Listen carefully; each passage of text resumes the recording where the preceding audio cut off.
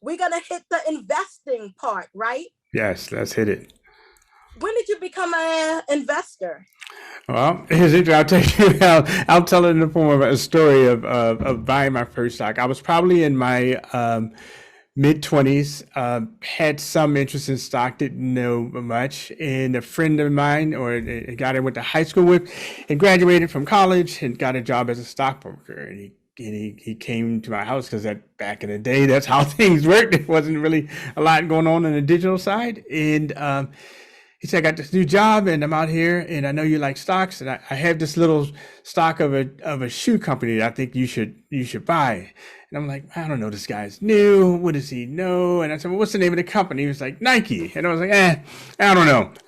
Michael Jordan, he's great, but everybody knows about their company. I need something different. I need something special. And so I didn't buy the Nike, and I bought Jiffy Lube because they were, from Baltimore. They were up and running. They were talking about them. I was like, I know what I'm doing. Fast forward, long story short, if I had invested in Nike, it was $50. That $50 would have been $5,000 right now. In Jiffy Lube, I lost all my money because it went bankrupt and disappeared. And that was a lesson for me on kind of, it's not so much that you lose money, but when you do it alone, it's really hard, right? You have to learn all the lessons yourself. There are things that, in retrospect, I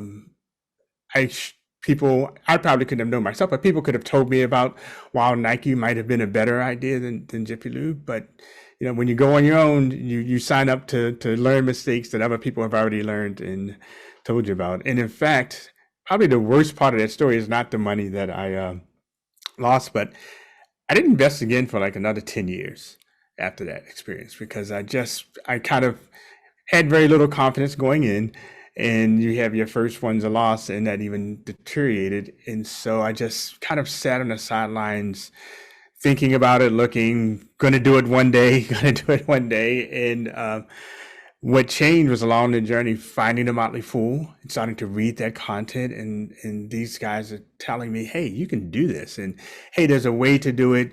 We can teach you. You can't just look at one number and decide whether a company is good or not, And then I had a boss. And I was telling him about how I wanted to invest, but I couldn't make my mind. And my first one, I lost money. And just like you just said to your niece, he said the same thing to me. He said, the most important thing you can do is just get started. He said, don't trust me.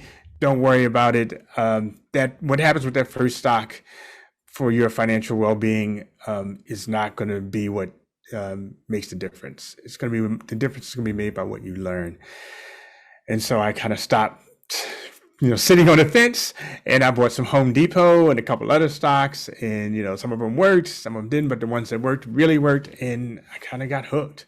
And I've been investing, nonstop, since then.